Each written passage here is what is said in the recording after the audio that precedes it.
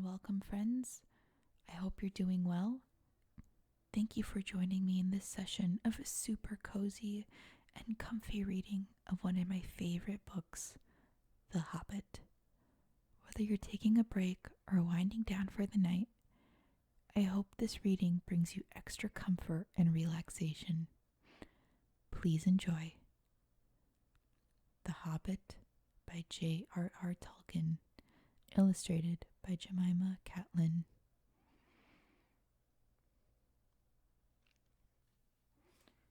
This is a story of long ago. At that time, the languages and letters were quite different from ours today. English is used to represent the languages, but 2 points may be noted. In English, the only correct plural of dwarf is dwarfs, and the adjective is dwarfish. In this story, dwarves and dwarfish are used, but only when speaking of the ancient people to whom Thorin Oakenshield and his companions belonged. Orc is not an English word. It occurs in 1 or 2 places, but it is usually translated as goblin or hobgoblin for the larger kinds. Orc is the hobbit's form of the name given at that time to those creatures, and it's not connected at all with our orc applied to sea animals or dolphin-like. Runes were old letters originally used for cutting or scratching on wood, stone, or metal, and so were thin and angular. At the time of this tale, only the dwarves made regular use of them, especially for private or secret records. Their runes are in the book represented by English runes, which are known now to few people. If the runes on Thor's map are compared with the transcriptions into model letters of the alphabet adapted to modern English, it can be discovered, and the above runic title also read. On the map, all the normal runes are found. It will be found, however, that some single runes stand for 2 modern letters, TH and GEE. Other runes of the same kind were also sometimes used. The secret door was marked from the side, and a hand pointed to this, and under it was written. The last 2 runes are the initials of Thror and Thrin. The moon runes, read by Elrond, were here written in Elvish, most likely. On the map, the compass points are marked in runes, with east at the top, as used in dwarf maps, and so read clockwise: east, south, west, north. Chapter 1: An Unexpected Party. In a hole in the ground there lived a hobbit. Not a nasty, dirty, wet hole filled with the ends of worms and an oozy smell, nor yet a dry, bare, sandy hole with nothing in it to sit down nor to eat. It was a hobbit hole, and that means comfort. It had perfectly round door-like porthole, painted green with a shiny yellow brass knob in the exact middle.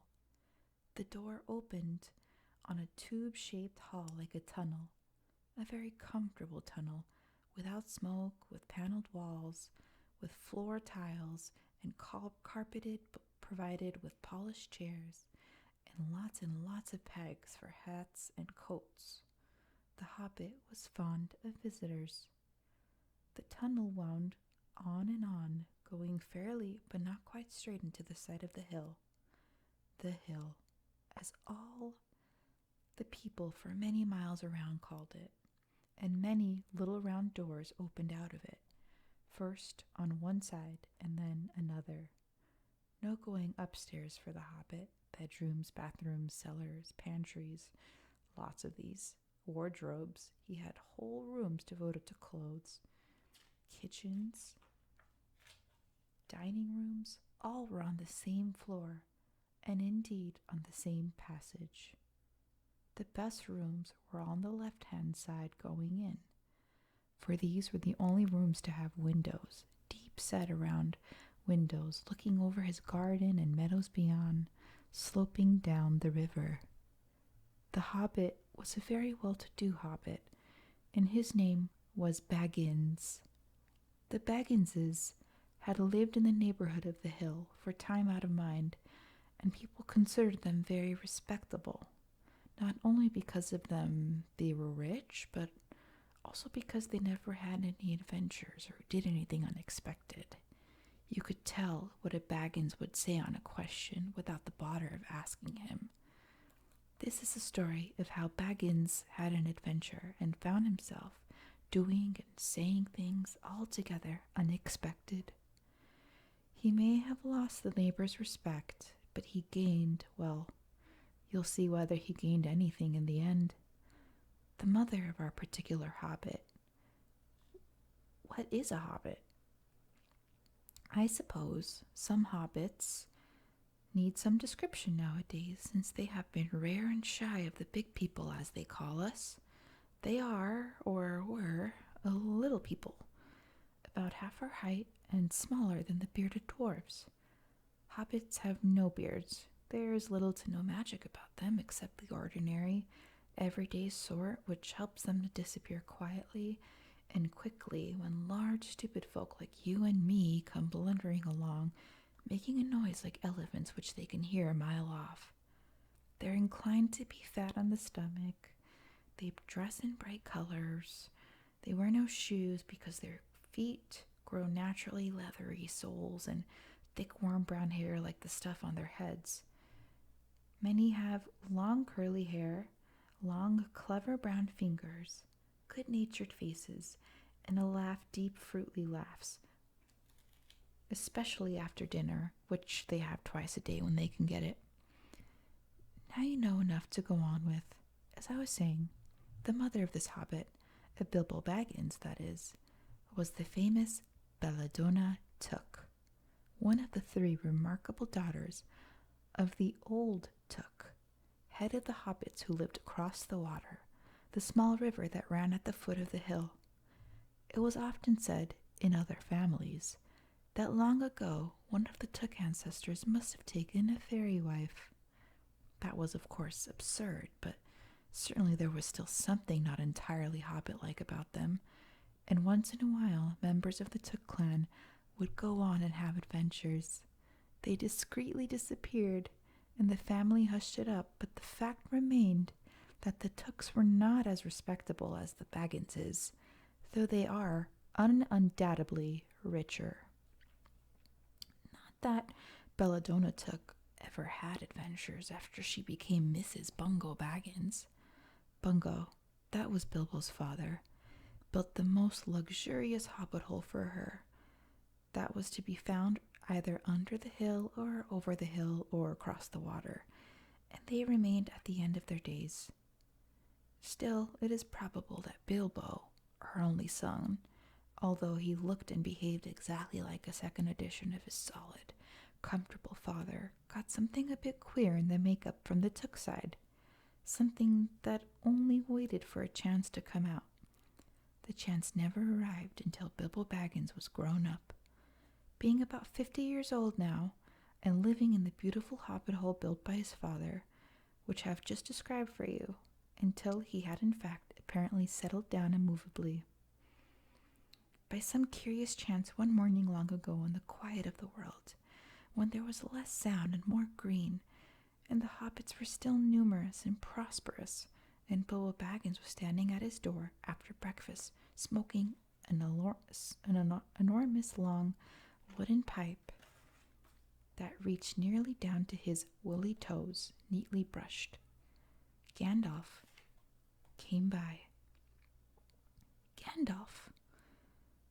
If you had heard only a quarter of what I have heard about him, and have only heard very little if there is to hear, you would probably be prepared for any sort of remarkable tale. Tales and adventures sprouted up all over the place wherever he went in the most extraordinary fashion. He had not been down that way under the hill for ages and ages, not since his friend Old Took died, In fact, the hobbits had almost forgotten what he looked like. He had been away over the hill and across the water on businesses of many his own, since they were all small hobbit boys and hobbit girls. All that unsuspecting, Bilbo saw that morning was an old man with a staff. He had a tall, pointed blue hat, a long gray cloak, a silver scarf over which his long white beard hung down below his waist, and immense black boots. "Good morning," said Bilbo, and he meant it. The sun was shining, and the grass was green, but Gandalf looked at him from under long bushy eyebrows that stuck out further than the brim of this shady hat. "What do you mean?" he said. "Do you wish me a good morning, or mean that is a good morning whether I want it or not? Or that you feel good this morning, or that it is a morning to be good on?" "All of them at once," said Bilbo, "and a very fine morning for a pipe of tobacco out of doors, into the bargain. If you have a pipe about, sit down and have a fill of mine. There is no hurry. We have all the day before us." Then Bilbo sat down on a seat by his door, crossed his legs, and blew out a beautiful gray ring of smoke that sailed up into the air without breaking and floating away over the hill. "Very pretty," said Gandalf, "but I have no time to blow smoke rings this morning. I'm looking for someone to share in an adventure that I'm arranging, and that's very difficult to find anyone."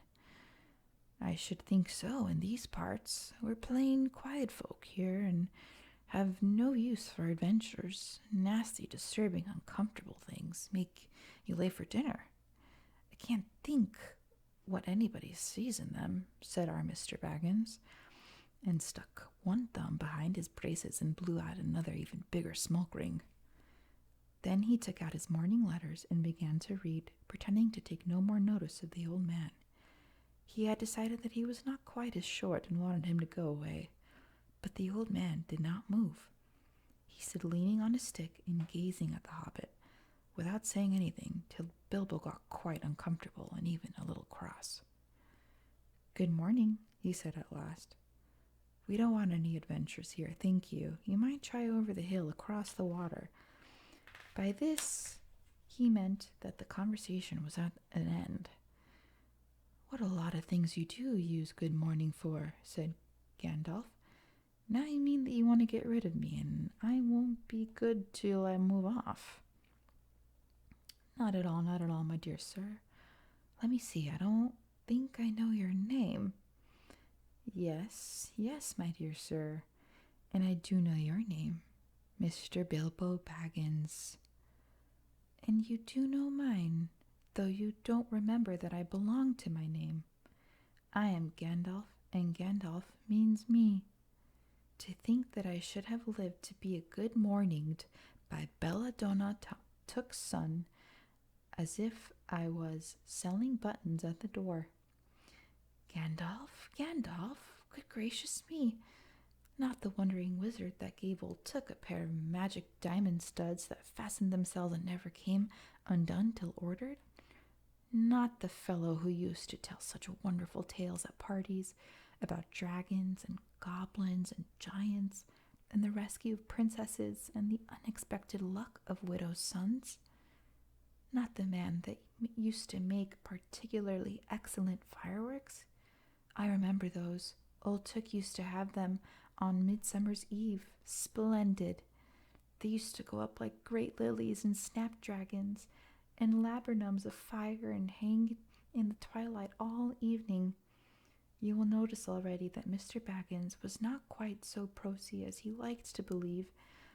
Also, he was very fond of flowers.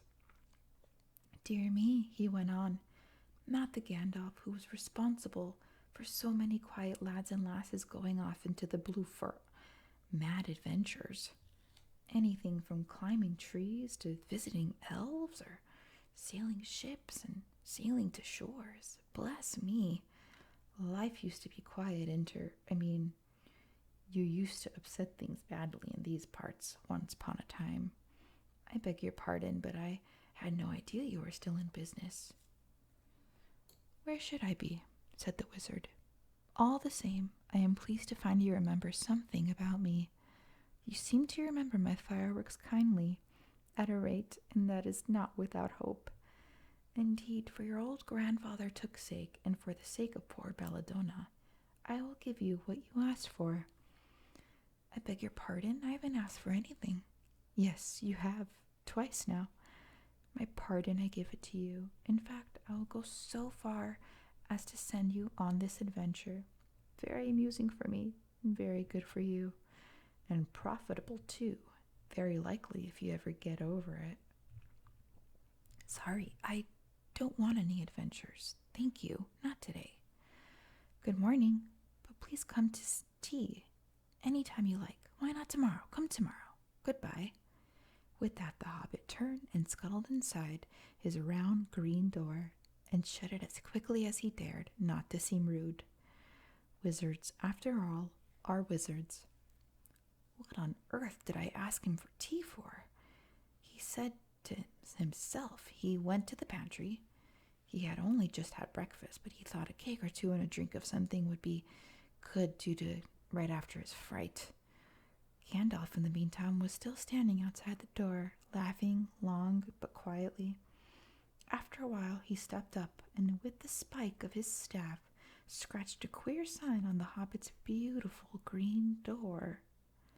Then he strode away just about the time when Bilbo was finishing his second cake and beginning to think that he had escaped adventures very well.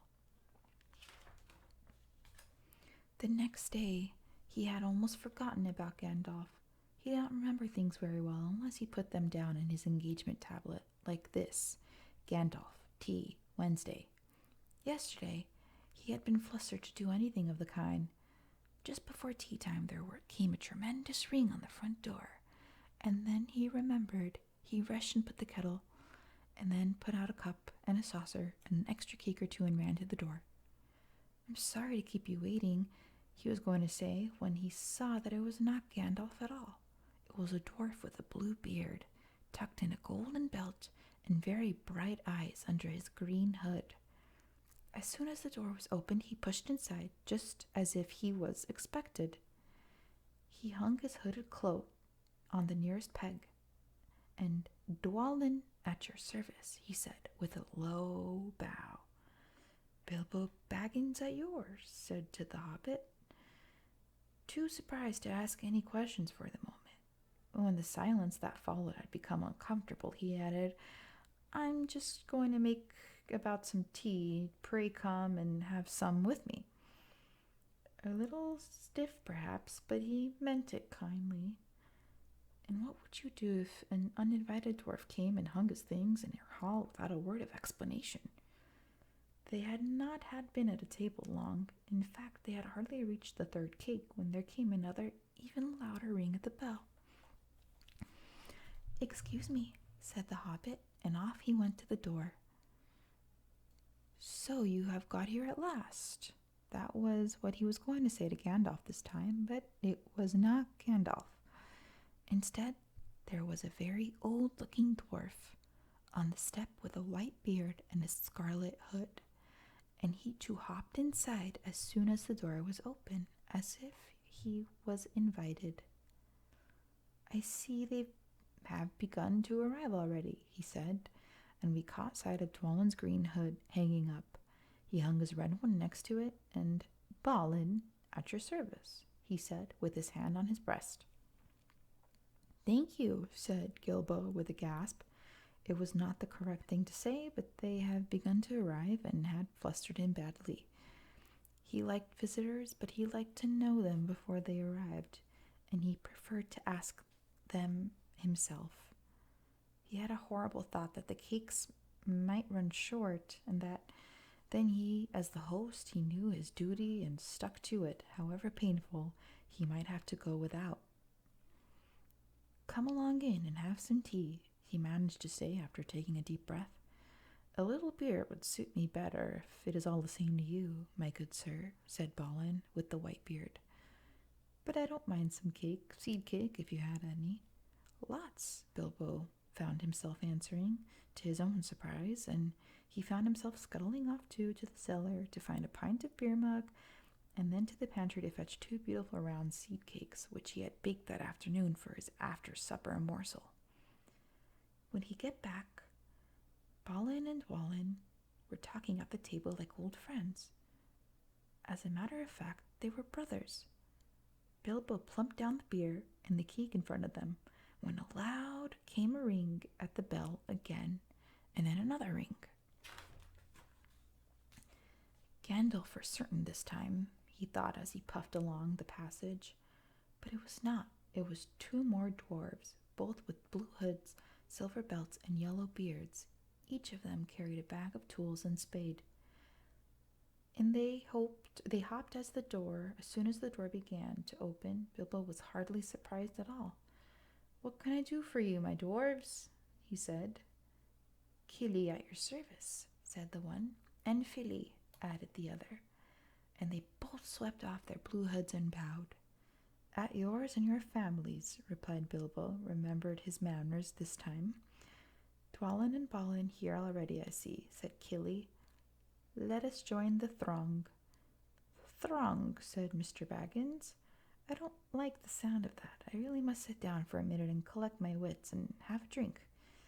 He only just had a sip in the corner while the 4 dwarfs sat around the table and talked about mines and gold and troubles with goblins and depredations of dragons and lots of other things which he did not understand and did not want to, for they sounded much too adventurous, when ding-dong-a-ling-lang, his bell rang again, as if some naughty little hobbit boy was trying to pull the handle off. "Someone at the door," he said, blinking. "Some 4, I should say, by the sound," said Fili. "Besides, we saw them coming along behind us in the distance." The poor little hobbit sat down in the hall and put his head in the hands and wondered what had happened, what was going on, what was going to happen, and whether they would all stay to supper. Then the bell rang again, louder than ever, and he had run to the door. It was not 4 after all, it was 5. Another dwarf had come along while he was wandering in the hall. He had hardly turned the knob before they were all inside, bowing and saying, "At your service," after one after another. Dori, Nori, Ori, Oin, and Gloin were their names. Very soon 2 purple hoods, a grey hood, a brown hood, and a white hood were hanging on the pegs, and off they marched with their broad hands stuck in the gold and silver belts to join others. Already it had almost been a throng. Some called for ale, some called for porter, and one for coffee, all of the cakes, so the hobbit was kept very busy for a while. A big jug of coffee just been set in the hearth. The seed cakes were gone, and the dwarfs were starting on round butter scones, where there came a loud knock, not a ring, but a hard rat-tat on the hobbit's beautiful green door. Someone was banging with a stick. Bilbo rushed along the passage, very angry, and altogether bewildered and beweathered. This was the most awkward Wednesday he ever remembered. He pulled upon the door with a jerk, and they all fell in, one on top of the other. More dwarves, 4 more. And there was Gandalf behind, leaning on his staff and laughing. He had made quite a dent in the beautiful door. He had also, by the way, knocked out the secret mark that he had put in there the morning before. Carefully, carefully, he said. "It's not like you, Bilbo, to keep friends waiting on the mat, and then open the door like a pop gun. Let me introduce Biffer, Bofer, Bumber, and especially Thorin." "At your service," said Biffer, Buffer, and Bumber, standing in a row. Then they hung up 2 yellow hoods and a pale green one, and also a sky blue one with a long silver tassel. This last belonged to Thorin, an enormously important dwarf. In fact, no other than the great Thorin Oakenshield himself, who was not at all pleased at the falling flat on Bilbo's mat with Bolfer, and Bomber on top of him. For one thing, Bumper was immensely fat and heavy. Thorin indeed was very haughty and said nothing about service, but poor Mr. Baggins said he was sorry so many times that as he grunted, "Pray don't mention it," and stopped frowning. "Now we're all here," said Gandalf, looking at the row of 13 hoods, the best detachable party hoods, and his own hat hanging on the pegs. "Quite a merry gathering. I hope there's something left for the latecomers to eat and drink. What's that? Tea? No, thank you. A little red wine for me, I think." "And for me," said Thorin. "Raspberry jam and apple tart," said Biffer. "And mine's pies and cheese," said Bofer. "And pork pie salad," said Bumper. "And more cakes and ale and coffee, if you don't mind. Call the others dwarves through the door. Put on a few eggs, that's a good fellow," Gandalf called after him as the hobbit stumped off to the pantries, "and just bring out the cold chicken and pickles. Seems to know as much about the inside of my larders as I do myself," thought Mr. Baggins, who was feeling positively flummoxed and was beginning to wonder whether a most wretched adventure had not come right into his own house. By the time he had got all the bottles and dishes and knives and forks and glasses and plates and spoons and things piled up on big trays, he was getting very hot and red in the face and annoyed. "Confuciusate and be brother these dwarves," he said aloud. "Why don't they come and lend a hand?" Lo and behold, there stood Balin and Dwalin at the door of the kitchen, and Fili and Kili behind them, and before he could say knife, they had whisked the trays and a couple of small tables into the parlor and set everything afresh. Gandalf sat at the head of the party with the 13 dwarves all round, and Bilbo sat on the stool of the fireside, nibbling a biscuit. His appetite was taken away, and trying to look as if this was all perfectly ordinary and not in the least an adventure. The dwarves ate and talked and talked. Time got on. At last they pushed their chairs back, and Bilbo made a move to collect the plates and glasses. "I suppose you'll stay to supper?" he said in the politest, unpressing tones. "Of course," said Thorin, "and after, we shan't get through the business till late. We must have music first. Now to clear up."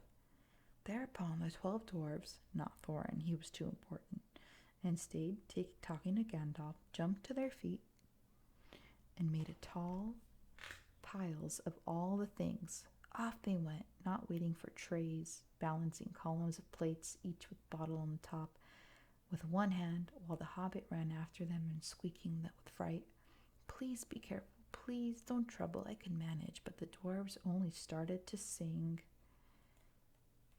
"Chip the glasses and crack the plates, blunt the knives and bend the forks. That's what Bilbo Baggins hates. Smash the bottles and burn the corks. Cut the cloth and tread on the fat. Pour the milk on the pantry floor. Leave the bones on the bedroom mat. Splash the wine on every door. Dump the crocks in a boiling bowl.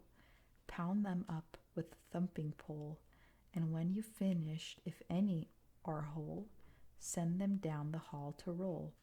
That's what Bilbo Baggins hates, so carefully with the plates." And of course they did none of these dreadful things, and everything was clean and put away safe as quick as lightning, while the hobbit was turning round and round in the middle of the kitchen, trying to see what they're doing.